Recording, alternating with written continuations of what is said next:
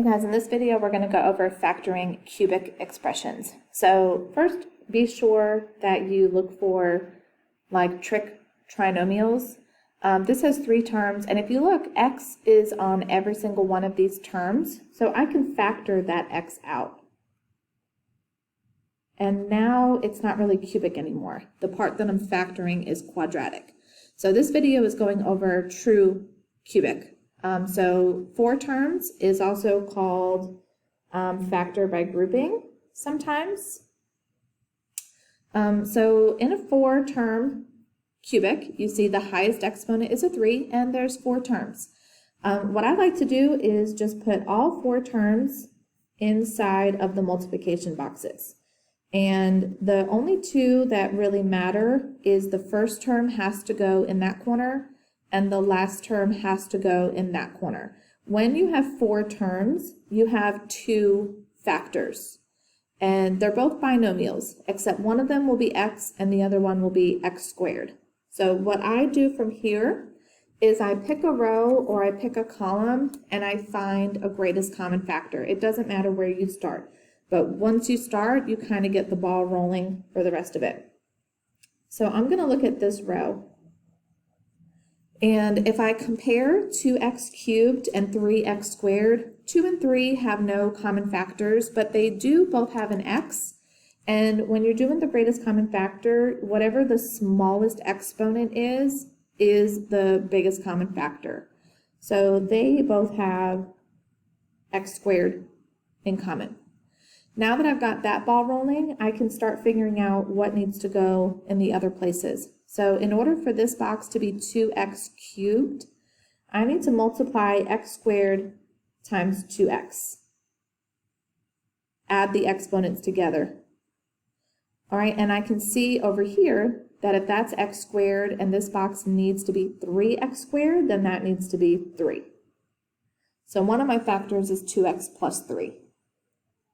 All right, now I can come down here. All right, 2x times what will give me negative 18x. That will have to be negative 9. And I can check and make sure those multiply to negative 27. So I'm good. So my factors are x squared minus 9 and 2x plus 3. Now what you do have to be careful of is factoring completely. One of these factors is quadratic, so we may be able to continue factoring the one that's quadratic. If you can remember the types of quadratics that are called difference of perfect squares, it meets the criteria. It's subtraction, and the square root of 9 is 3. So I can break that down even further into x plus 3, x minus 3, and then that's done. All right, so the reason that it's called factor by grouping, I'll do the same example another way, but just really quick because I don't particularly care for this method. I like the box because it checks it for me. So factor by grouping means you put the first two terms together, the last two terms together, and what you need to do is pull a greatest common factor out of both sets. So that's kind of why I like the box, because I only have to do the greatest common factor once. For this method, you have to do it twice. So the greatest common factor for that is just x squared. And there's the 2x plus 3 that's left over. And the greatest common factor of negative 18 and negative 27 is negative 9. I can't do anything with the x's because they both don't have x. So if I divide that out, the way you can tell that you did it correctly is because these two, the part that's left over, are the same. So that's one of your factors. The other factors come from the GCFs that you pulled out. There's your other factor. So same answer, and same thing, I would still need to break this down. All right, but that's called factoring by grouping. All right, the more kind of complicated one is when you have two terms. And that can be addition or subtraction, and you have perfect cubes. The exponents have to be divisible by 3 in order to do this. All right, so basically what I'd like to do first is go ahead and take the cubed root of both of the terms that I have. So look at the whole numbers first. So the cubed root of 8 is 2. And I'm going to multiply it out so you can see. 2 times 2 times 2 is 8. The exponents, this is why they have to be divisible by 3. You have to be able to break it up so that you have 3 of them and they're exactly the same. So 6 divided by 3 is 2. So each term needs an x squared. So x squared times x squared times x squared. When you multiply, the exponents have to add together. So that works. So again, we did that by doing 6 divided by 3 to figure out what each of the exponents need to be. So in this case, 3 divided by 3 is 1. So if I want to break this up, it's just y times y times y. Now what's different about these problems is it's still 2 factors, but it's one side is a binomial that's linear, and the other side is a trinomial. So you actually can work this out making a 2 by 3 box. 2 and trinomial, we need 3. So do the short side first.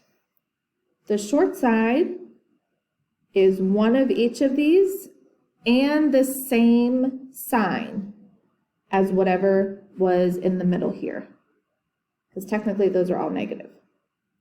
So 2x squared minus y. So this sign should be the same as the original question. All right, so we only have 2 terms. So you can think about it in terms of that box needs to be 8x to the 6th power, and this box needs to be negative y cubed, and that will kind of help you out a little bit. But 2 times 4 will give us 8. Right? And then 8, in order to get an exponent of 6, this has to be 4.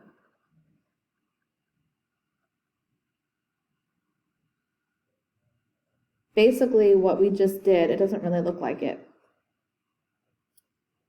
But basically what we just did is square that.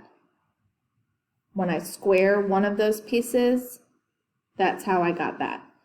2x squared times 2x squared.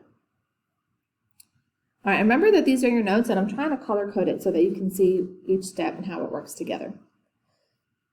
All right, the next sign that you put is going to have to be opposite.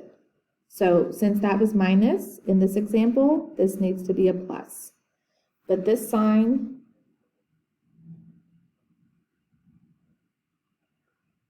that sign needs to be opposite. So I know that that's going to need to be a plus. And basically that one, that middle piece, is one of each. I'm trying to pick a color that I haven't used yet.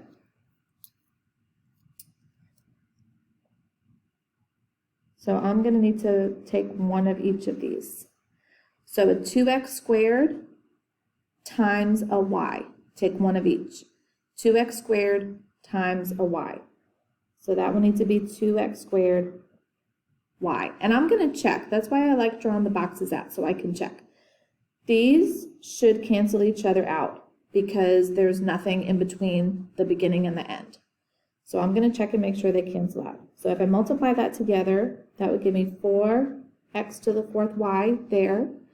And this one will be negative because that's a negative y. Negative 4x to the 4th y. So that's perfect. That's how I'm checking to make sure that they canceled out. And so again, that middle term is the opposite sign and then multiply one of each of them together. That's how we get the middle one. The last one, the last sign, always positive. So there's a little acronym that I remember called SOAP. The first one is the same, then it's opposite, always, positive, right? Because positive starts with a P. So that helps me remember what the signs are. All right, and that last spot needs to be the last little leftover piece squared.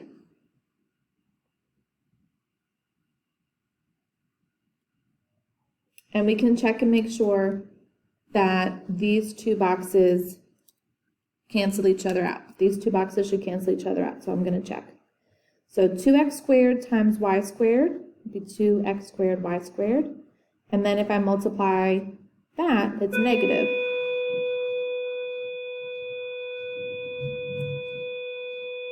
And y times y is y squared, so it works.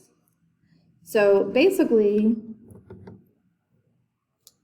whenever you have, this is like the formula, if you want to call it a formula.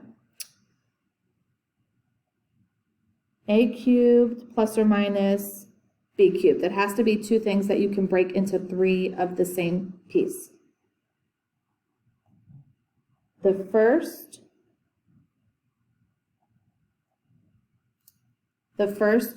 The short side is just one of each. The first part of the trinomial is your a piece squared. Then you need one of each multiplied together. And then the last one is your b squared. And the way the signs work, this sign has to be the same. This sign has to be opposite from whatever that is. And this one is always positive. All right, so that's what we're going to practice in class.